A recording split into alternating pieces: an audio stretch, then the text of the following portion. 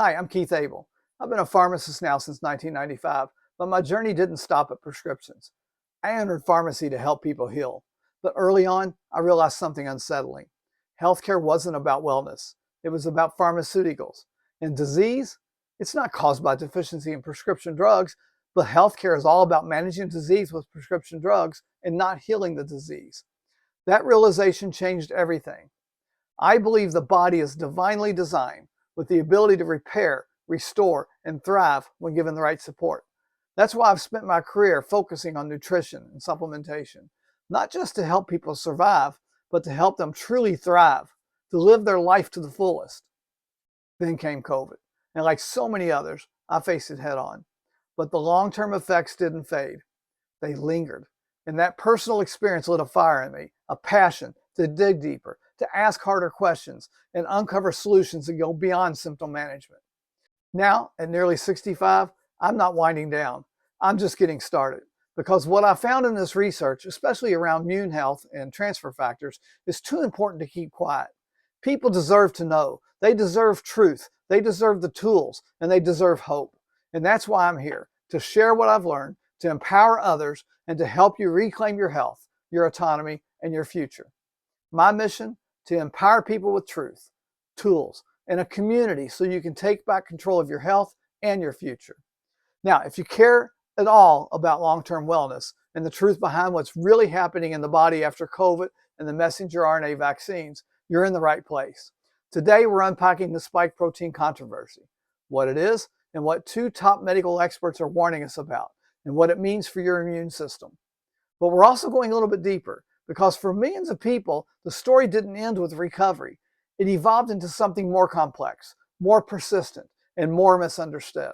We're talking about long COVID, the lingering symptoms, the immune confusion, the silent struggle that's reshaping lives and healthcare systems around the world. And I'll introduce something powerful that you may not know about, transfer factors. These are tiny molecules with a big mission to help your immune system remember, respond, and recover.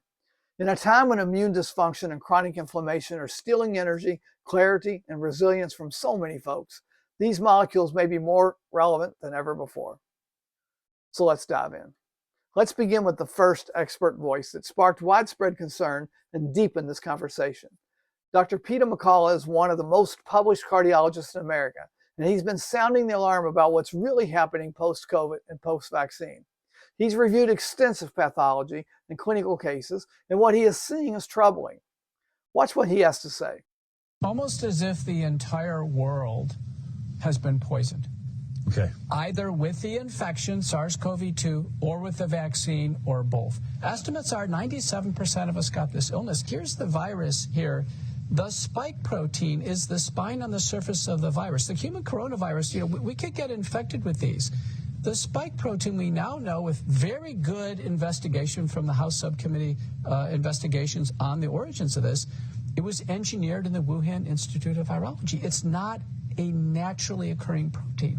It has all kinds of features to it that we've never seen in medicine. Listen, I'm a cardiologist. I've been in practice for decades. I've never seen a protein that can cause heart damage, can erode blood vessels in the brain and directly cause brain hemorrhage, can cause blood clots, can incite autoimmunity where the body's immune system fights itself, and that turns off cancer surveillance systems to allow cancers to begin to accelerate into turbo cancer. I've never seen such a toxic protein in my life. It turns out we have evidence that those who had the infection have been exposed to this. Some actually have this in their body. And clearly those who took the vaccine have the entire length of the spike protein in large quantities.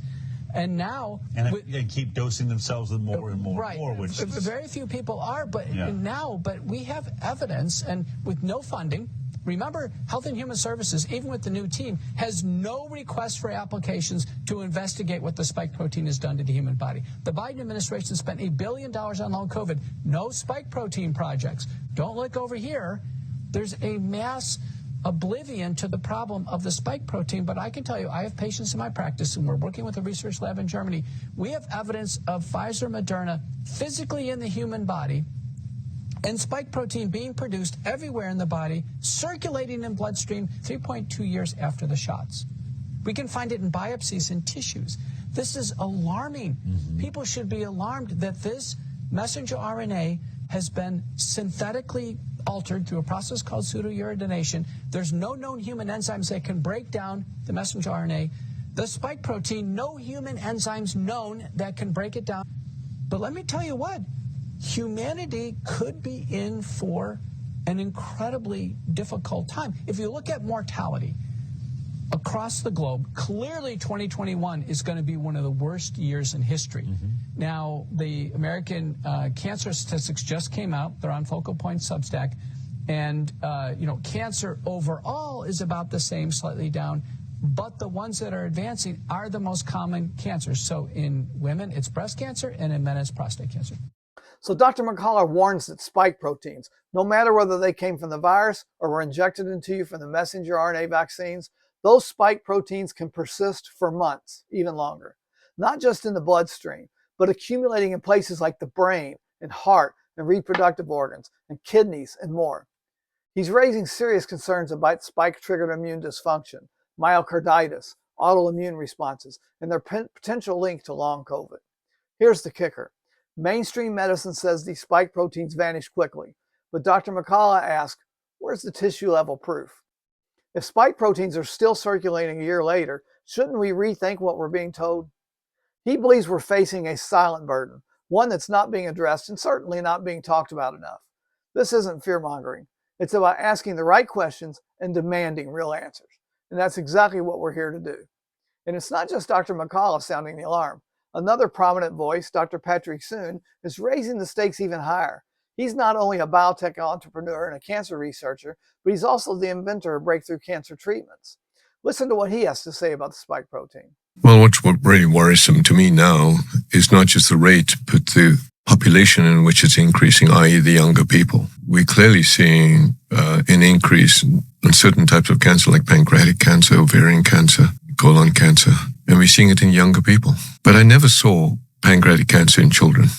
The greatest surprise to me was a 13-year-old with metastatic pancreatic cancer and to me that was not only devastating, it emphasized the idea that we're seeing people with higher incidence of pancreatic cancer and younger. What was sad about this young boy, by the time he came to see us, he had exhausted all standards of care. And by the time he came to see us, his body was ridden and he passed away. So seeing cancers now in younger people and almost a rise, like I don't want to call it a non-infectious pandemic, but this is what I think is going to worrisome in the world, not just in the United States, and it's really worrisome. It bothered me so much now. Dr. Stephen Day was a good friend who was trained with me at UCLA when I was at UCLA. He said, listen, Patrick, I'm now seeing an 8-year-old, a 10-year-old, an 11-year-old with colon cancer. We've never seen that. We're seeing now 30-year-old, 40-year-old ladies, young ladies with ovarian cancer. So this is a real phenomenon of a rise of cancer in young people, and really need to get to the bottom of that. I'm getting reports, they've even called it turbocharged cancer. Yes, I've heard that phrase. Right? I'm getting reports of that now, that people that have been in remission before even are now getting back the cancers and very rapidly progressing. If you really think about what the cause of cancer is, it's inability to die. Its inability to die is because it either hides from the cells that matter, i.e. your natural killer cells, your T cells, or, and this is what I'm really worried about, your body and the cancer has found a way to suppress your killer cells. Then I think you see this rapid progression because there's nothing stopping them. Well, I think if you look back of causes, ironically, when I was doing at UCLA, I was working on pancreas transplant where I want to immunosuppress the patient. And then I was working on cancer where I don't want to immunosuppress. I needed to understand the body's mechanism, and we have a crazy, wonderful, exquisite balance in our body. You have the yin and the yang of the killer cells, and these things called natural killer cells and T cells. Anything that threatens the body, whether the body has infection, if you have TB, you have HIV, if you have hepatitis, you have COVID, These cells are there to recognize these infected cells and kill it. And the moment either the tumor find a way to hide from these cells, or your body's or the tumor causes these cells to be suppressed, you've lost your protection. And so the question then is, how do we understand this balance? How do we increase the killers and how do we decrease the suppressors? But that's I think is what's happening in our body. We have these perturbations, but we're in equilibrium. What knocks you out of balance basically is inflammation. Cancer is all about the immune system. So if you activate the immunosuppression system, you get more cancer. So then the fundamental root cause is what's activating that immune system. What we know about virally induced cancers is well established. We know that if you get hepatitis, you get liver cancer. Hepatitis is a virus infection. We know if you get human papillomavirus, HPV, you get cervical cancer. If you get HIV, you get Kaposi sarcoma. We call that oncogenic viruses in medical terms, meaning viruses that are induced carcinogenic. And the hallmarks of an oncogenic virus is, one, it must persist. And why? Because it continues to create inflammation. And why? With inflammation, you get suppression because your body's trying to suppress it. It must inhibit the thing called P53 that's in your body to try and protect your body from not having cancer. If it persists and causes inflammation and inhibits P53, it begins to have the hallmarks of an oncogenic virus. So then the question is, does COVID, whether it come from the vaccine, which is the spike protein vaccine, or from the infection, which is spike-driven, that gets into every cell of our body? That's why you have brain fog, because it disrupts the blood vessels of the brain and causes mitochondrial dysfunction. That's why in the colon, which is a high, in the GI tract is a high ACE2 receptor. That's why pancreas is a high ACE2 receptor, where that's why you people have in the heart, you have dysfunction. You've seen young people have sudden heart attacks all of a sudden. You see young people with pancreatic cancer all of a sudden. You see young people with colon cancer all of a sudden. Is it by coincidence that post-COVID infection, post-COVID vaccine, we're seeing all these events where we know the spike protein goes there? I don't think so. I think it's not a coincidence. So Dr. Soon warns that spike proteins from both the virus and the messenger RNA vaccines may remain in our tissues long after exposure, especially in places like the colon and the pancreas. Now, here's where it gets serious. These spike proteins latch onto key receptors in our organs. Think of them like docking stations. Once attached, they can disrupt important cellular functions, including something called P53. That's a natural tumor suppressor. Basically, it's your body's built-in cancer defense system. They also interfere with your mitochondria, the energy engines of your cells. Think of them as the energizer bunnies of your cells. When those break down, your cells become vulnerable. And there's another protein called TMPRSS2, which plays a role in prostate cancer biology. Spike proteins may activate it, raising even more red flags. Dr. Soon believes our immune warriors, the T cells and natural killer cells, are being put to sleep. That's a big deal. These are the cells that hunt down viruses and abnormal cells, including cancer. He's seeing a rise in aggressive cancers. He calls them turbo cancers because of how aggressive they are. He's seeing a rise in aggressive cancers among younger, otherwise healthy individuals. And autopsies are confirming that spike protein RNA can remain in the colon for years. Now, he's not saying spike proteins cause all cancers, but he's demanding urgent investigation. Because if our immune systems are being quietly shut down, we may be overlooking a massive piece of the puzzle. This is about awareness, about asking better questions, and about protecting our future. When powerful voices like these speak up, we start asking harder questions. And one of them is, why haven't we seen more research backing this up? That leads us into the next issue, how studies can mislead. Let me share something personal. Years ago, I was excited about the potential of omega-3s and St. John's wort, natural solutions with real promise. But then I saw the headlines, no benefit found, ineffective. And I thought, wait a minute, that doesn't match what I've seen in real life. Let's talk about omega-3 fatty acids. I had a customer come into my store years ago wanting to know if omega-3s would help lower their cholesterol. I had heard that it does have some effect on cholesterol, but I really didn't know the details back then. And I had to go and look it up in the references, and there was nothing in there about how much omega-3 that you need to take in order to lower cholesterol. So that put me on a search. I told him I'd get back with him and take a look at the research that's out there and see if I can find the answer. So I started digging in the research about omega-3 fatty acids. and I found all these articles in all these different scientific journals about the wonderful things that omega-3s do. One was lower cholesterol, help control blood sugar a little bit better, turn off inflammation in the body. It was just study after study after study. And then I found one study that said omega-3s did nothing. So that got me looking deeper. I remember in pharmacy school, I had a professor that told us, if you've got an overwhelming body of evidence that says one thing, and you find this article that's outlying that says something completely different, you got to ask 3 questions. Who sponsored the study? What did they stand to gain or lose based on the results of the study? And then what did they do different from all the others to get the results they had? So then I pulled that study. And what I discovered is it was funded by one of the statin companies. So right off the bat, we know statin drugs is a billion-dollar industry, so we know what they stand to gain or lose based on the outcome of the study. So that turned to the third step there. What did they do different from all the others? So I'll pull all the other studies and take a look at them. And in every single study, the patients received anywhere from 6,000 to 9,000 milligrams of omega-3 fatty acids. But in this study from the drug company, they gave everybody 1,000 milligrams. They knew based on all the research that's over here that it takes 6,000 to 9,000 milligrams to show results, but they purposely gave 1,000 milligrams. Then they published the study in a major journal, sent it out with their pretty drug reps to all the doctors' offices, told the doctors that omega-3s did nothing and that the patients need to be put on their statin drug. Well, it didn't stop there. So the next study I came across was on St. John's wort, and it said St. John's wort does nothing.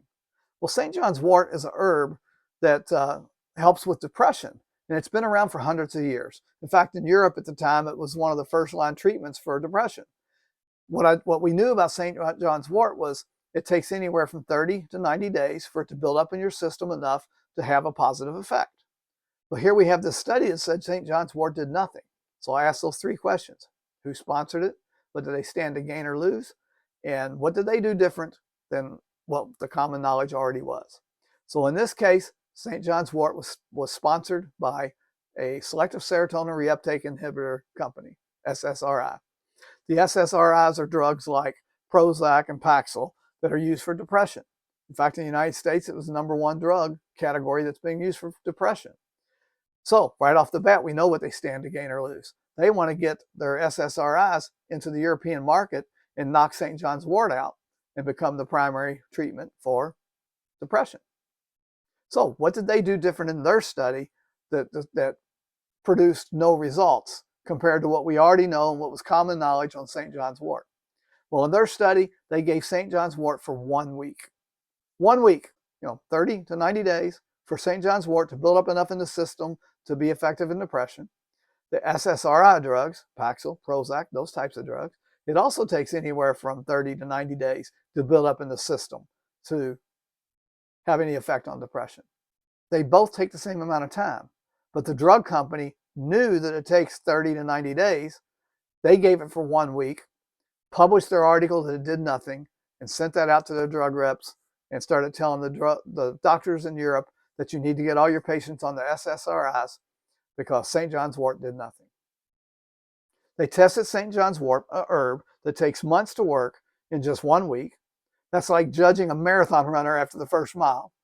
And with omega-3s, they used a 1,000 milligram dose, but therapeutic effects often require 6,000 to 9,000 milligrams. So that's like trying to fill a swimming pool with a teacup. These examples reveal a pattern. Natural solutions are often marginalized, while pharmaceutical profits are preserved. So when official sources tell us that the spike proteins are short-lived, we ask, who funded the study? And what outcomes were they hoping for? Because if the goal is to protect the narrative, not uncover the truth, we need to look deeper. Let's take this one step further. Because if spike proteins are lingering, if immune confusion is real, then we have to ask, what happens next?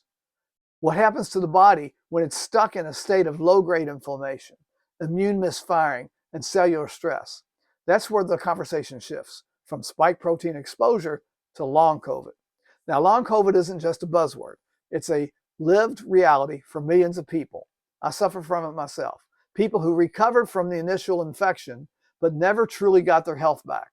They're dealing with brain fog, crushing fatigue, heart palpitations, digestive chaos, and a strange sense that the body just isn't the same. I bet many of you can relate. And here's the kicker. Many of these symptoms mirror what we've just discussed: immune dysfunction, mitochondrial breakdown, and lingering spike protein activity. So the question becomes, is long COVID just a mystery illness, or is it the downstream effects of an immune system that's been hijacked? Experts like Dr. David Petrino, Director of Rehabilitation Innovation at Mount Sinai Health System, and Dr. Leo Galen are now connecting the dots. They're seeing patterns: microclotting, mast cell activation, autonomic nervous system disruption, and they're sounding the alarm on what they call post-viral immune collapse. This isn't just about COVID anymore. It's about what COVID leaves behind. And if we want to protect our future, we need to understand what long COVID really is, how it's showing up, and what we can do to support recovery. So let's go there. Let's unpack the hidden layers of long COVID and explore the tools and strategies and transfer factor insights that may help us turn the tide. And while the science is sobering, the human stories are even more powerful, because long COVID isn't just a clinical term. It's a lived experience. And some of the most heartbreaking cases aren't found in textbooks. They're found in hospital break rooms, emergency departments, and quiet corners of homes where healthcare workers are still trying to recover. These are the people who showed up for us when the world shut down, who masked up, suited up, and risked everything to care for others. And now many of them are facing a new reality, one where their own bodies have become the battlegrounds. Let me introduce you to one of them, Dr. Jeffrey Singelman. He's not just a physician, he's an emergency room doctor, a professor, and one of the many healthcare workers who contracted COVID early on and never fully recovered. 3 months after his infection, he published a paper in JAMA describing his symptoms. At the time, he thought 3 months was a long haul, but now 5 years later, he's still living with long COVID. Fatigue, hypertension, palpitations, setbacks that came out of nowhere. He's had to adjust his work schedule, his lifestyle, even how he interacts with his family. And he's not alone. Dr. Singelman's story is part of a much larger picture, one that's affecting hundreds of thousands of frontline workers across the U.S. and beyond. Studies show that healthcare workers are disproportionately impacted by long COVID. Some estimates suggest that nearly 1 out of 10 have lingering symptoms. In the UK, nearly 1 in 5 National Health Service workers have been forced out of work because of it. And here's the heartbreaking part. Many of these professionals feel abandoned by the very systems they served. They're facing stigma, disbelief, and a lack of access to care. Some are still fighting for basic sick leave. Others have had to walk away from careers they loved because their bodies simply couldn't keep up. This isn't just a medical issue, it's a moral one. If our healers are hurting, and if long COVID is quietly dismantling the workforce we depend on, we need to pay attention. Because what Dr. Singelman and others are showing us is that long COVID isn't just a lingering cough or a little fatigue, it's chronic, life-altering. It's reshaping the future of healthcare. So let's talk about it. Let's explore what long COVID really looks like, why it's so misunderstood, and what we can do to support recovery, not just for healthcare workers, but for anyone navigating this invisible battle. And as we listen to stories like Dr. Singelman's, we begin to realize something deeper. Long COVID isn't just a physical battle, it's a psychological one too. Long COVID doesn't just affect the body, it affects the mind, and the numbers are staggering. A recent study published by The Lancet followed over 236,000 patients with long COVID. They found that nearly 2 out of 3 were diagnosed with either a neurological or a psychological condition within 6 months of their initial infection. That's more mental distress than we see in patients with Alzheimer's, cancer, diabetes, or heart disease. Dr. Anna Dickerman, a psychiatrist at New York Presbyterian Hospital, calls it a perfect storm. Long COVID triggers inflammation in the brain, releases cytokines, proteins that disrupt brain chemistry and fuel fatigue. Low motivation, emotional instability. Add insomnia, chronic pain, and isolation to the mix, and you've got a recipe for depression, anxiety, and even suicidal thoughts. And here's the kicker. Many of these patients were healthy before COVID. Some were healthcare workers, some were parents, some were young adults just starting their careers. Now they're navigating a condition that affects their memory, their mood, their ability to work, and their sense of identity. Dr. Dickerman emphasizes that this isn't just psychological, it's biological, social, and systemic. People with long COVID often face job loss, financial stress, and stigma. And those with pre-existing mental health challenges or limited access to care, especially in the Black and Hispanic communities, are all at even greater risk. So what do you do? Right now, treatment options mirror those of traditional depression and anxiety: cognitive behavioral therapy, antidepressants, and gradual physical rehabilitation. But what's urgently needed is interdisciplinary care, where psychiatrists, pulmonologists, cardiologists, and primary care workers work together to treat the whole person, not just isolated symptoms. Because long COVID isn't just a lingering virus, it's a chronic condition, reshaping lives, and we need to meet it with compassion, clarity, and community. And that's exactly what we're doing here. So now that we've explored the problems, let's talk about some solutions. Because even in the face of immune disruption, there are steps that we can take. You already know the importance of foundational nutrients. In today's toxic, nutrition-depleted world, supplementation isn't optional, it's essential. Processed foods, depleted soils, environmental stressors, they all create massive nutritional gaps. And without the full spectrum of essential vitamins and minerals, your immune system is running on fumes. Getting those basics in place is step one. Now, if you're thinking this is overwhelming, you're not alone. Long COVID isn't just a lingering virus. It's a multi-system condition that affects the body, the brain, and the spirit. We've seen how it disrupts immune function, triggers autoimmunity, and even rewires mental health. Depression, anxiety, brain fog, chronic fatigues. These aren't just symptoms, they're signals, clues that something deeper is happening beneath the surface. So the question becomes, is there anything that we can do to help rehabilitate the immune system? That brings us to a fascinating area of research, one that's been quietly evolving for decades and may now be more relevant than ever. It's called transfer factors. Transfer factors is a small but mighty immune signaling molecule derived from colostrum and egg yolk. It's nature's original immune blueprint. It's been studied since the mid-20th century for its remarkable ability to transfer immune memory from one organism to another. Sounds like science fiction, but the research is real, and it's increasingly relevant. According to a review published in Science Direct, transfer factors have shown promise in enhancing cellular immunity, balancing Th1 and Th2 responses, regulating cytokine production, reducing inflammation, supporting immune surveillance across multiple systems. Now let's connect some dots. Long COVID is marked by immune dysregulation, antibody production, cytokine storms, and depleted T cell counts. These are all the exact domains where transfer factors have shown therapeutic potential. Here's the overlap. Long COVID challenge, immune exhaustion, and Th1, Th2 imbalance. Transfer factors restore balance and boost T cell activity. Challenge, autoimmunity. Transfer factors may suppress inappropriate immune response. Challenge, cytokine storm.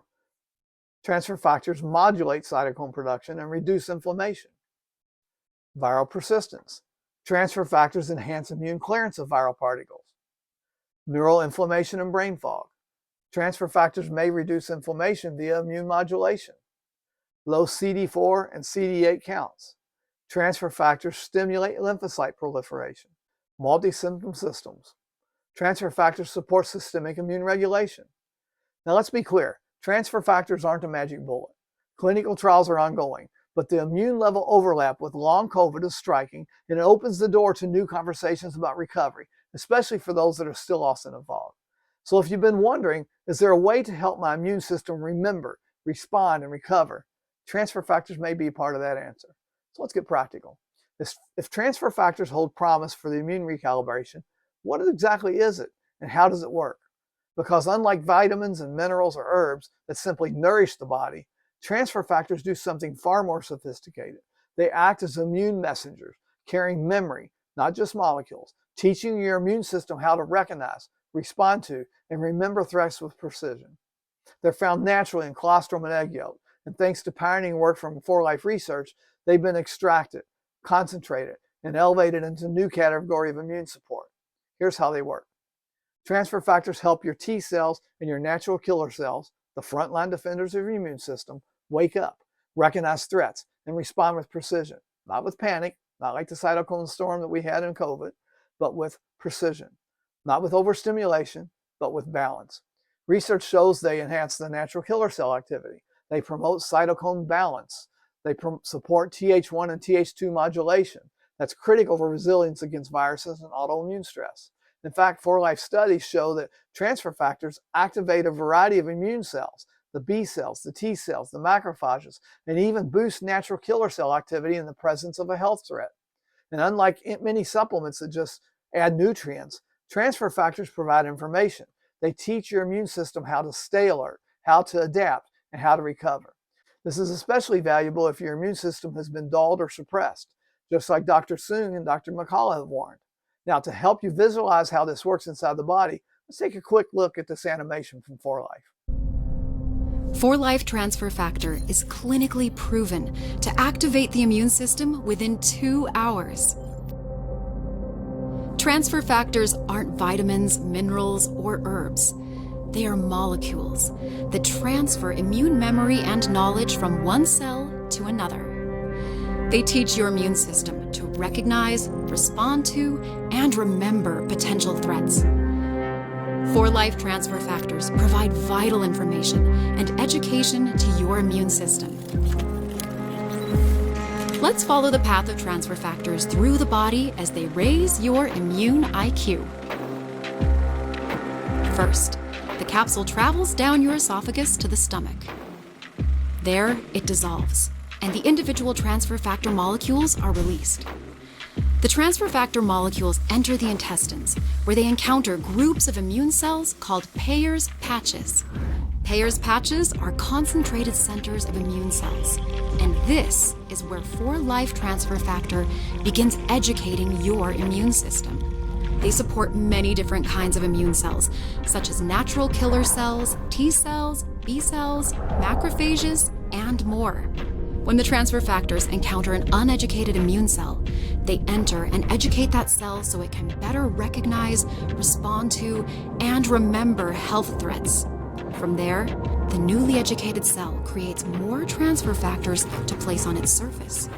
As educated immune cells come into contact with uneducated immune cells, they pass their immune system knowledge to those cells. The education spreads cell to cell until it reaches the lymph node, a concentrated source of immune system cells.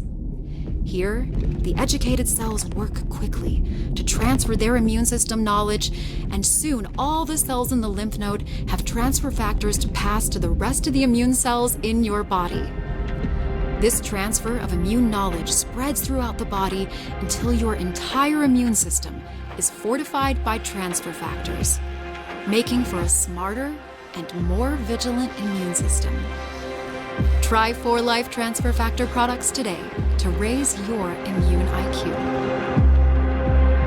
This video showed how a single capsule begins activating immune cells within just 2 hours, highlighting the speed, the precision, and the intelligence of transfer factor molecules in action. And here's something beautiful. Nature designed this system. Mothers pass transfer factors to their babies through colostrum. Chickens pass it through egg yolk. It's immune education at its most primal. 4Life's patented extraction methods preserve this intelligence, making it available to us in supplement form. Transfer factors don't fight for your immune system. They train it to do what it was divinely designed to do, to defend, to adapt, and to restore. And in today's world, that kind of immune education may be one of the most powerful tools we have. If this message resonates with you, let's keep the conversation going. You're not alone in questioning the system. You're part of a movement I call Campaign for Life, restoring health and purpose through truth, science, and immune intelligence. This isn't just about spike proteins or long COVID. It's about reclaiming your health, your autonomy, and your voice. We've seen how transfer factors don't just support your immune system. They educate it. They help your body recognize, respond, and remember threats with precision. That's not hype. That's nature's design, backed by decades of research and protected by patents. And I have to tell you, I'm genuinely excited about the potential of transfer factors, not just as a product, but as a paradigm shift in how we think about immune health. This is the kind of science that changes lives. And if you see the potential too, I'm building a team, a community of truth tellers, educators, and wellness advocates who want to help spread the word. We're not here just to sell. We're here to serve, to empower, to restore. So here's your next step. Reconnect with the person who invited you here. They're your guide, your ally, and your first step toward immune clarity. Get started on transfer factors today for yourself. Don't wait for perfect conditions. Start with a conversation, a question, and a commitment to your health. Then join the movement. Share the story. Be a part of something bigger than a product. Be a part of a purpose. This presentation isn't the conclusion. It's the spark. Because when you combine truth with action, science with purpose, you don't just change healthcare, you change your life. And when enough of us do that together, we can change the world.